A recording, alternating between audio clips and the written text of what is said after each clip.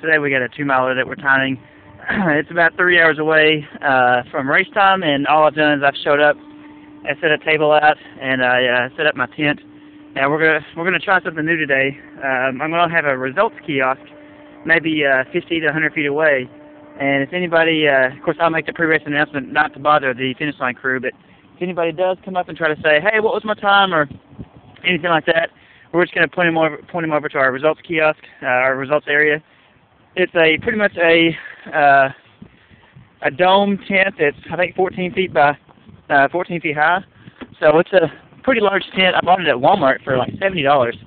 So pretty happy with that. See if I can find an image of how it's going to look together. Don't see one here, but anyways,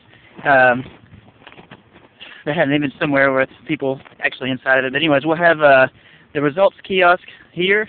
And I might actually have it printed, like results or something like that on top of it. But people can walk in here. We're going to have a LCD TV. I've been trying to find for a month how to have an outdoor TV without spending $2,000 for a Skyview or some other outdoor, true outdoor TV. But I think I'm going to buy an inexpensive LED or LCD TV and just have it sitting in here. It'll be linked up to our results table. I'll use the public display feature of the software to have it showing live results, but also when someone's not currently finishing, it will loop through the previous finishers and show their name and their time. Of course, every few minutes I'll print off the results and then post them inside of some kind of corkboard or some kind of, maybe I'll just tape them up to the side of the wall here. I don't know but yet. But so this is going to kind of be my results area. That'll keep people away from our finish line. When this is all done, the next video you're going to see, we're going to have that white mark over there on the side as our finish line. So I got to move my tent down, but what I encourage you to do is, when people finish, try to have your finish line chute to where it's you got ribbons or cones or something that guides people through the finish line like this. And when they come through, I'm getting away from using the post-it notes, by the way, and that's why I'm recommending this. Have them walk a pretty good distance and then turn around. And before they exit the finish line chute, they actually kind of walk back towards the finish line area. And that way, all of your crew is right here by the table. And so when they, and people when they're finishing, they can work out, if two people finish side by side, hopefully they can work it out amongst themselves who actually finished first or not.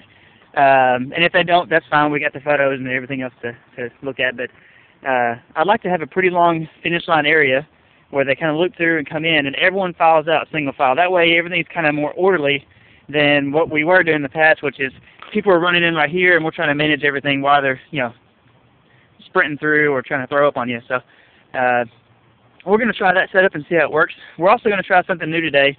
I had a guy from Georgia call me yesterday, and he reminded me of a feature that I used to use in the program to where we would tear off all the bib tags, the road ID bib tags, and they have a barcode on the bottom that all that is just a bib number. And with my software, the manual system, you capture a time by hitting the space bar, and then you put a person with that time by typing in a number like 13 and then hitting the enter key. Well, the barcode scanner does the exact same thing. If you scan a barcode, all it does is returns you the number of the barcode and the enter key. And so in the past, I used to use a barcode scanner to scan all the barcodes and then put them in. But I got away from that because I found it was easier just to manually type them in.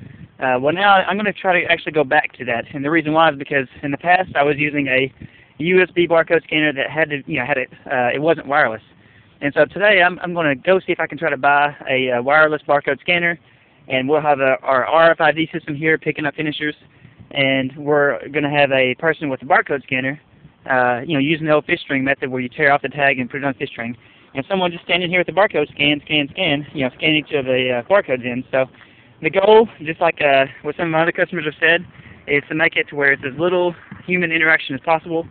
And I think with the RFID system capturing people and taking photos, and then the manual system also taking photos when they hit the space bar, and then having one person, and that's it, over here scanning barcodes, then that limits the human error and hopefully makes the whole thing run a lot smoother. So kind of a long video, but we're going to shoot a few more today. I'm trying to give everyone, all of my customers out there, as many things to think about as possible.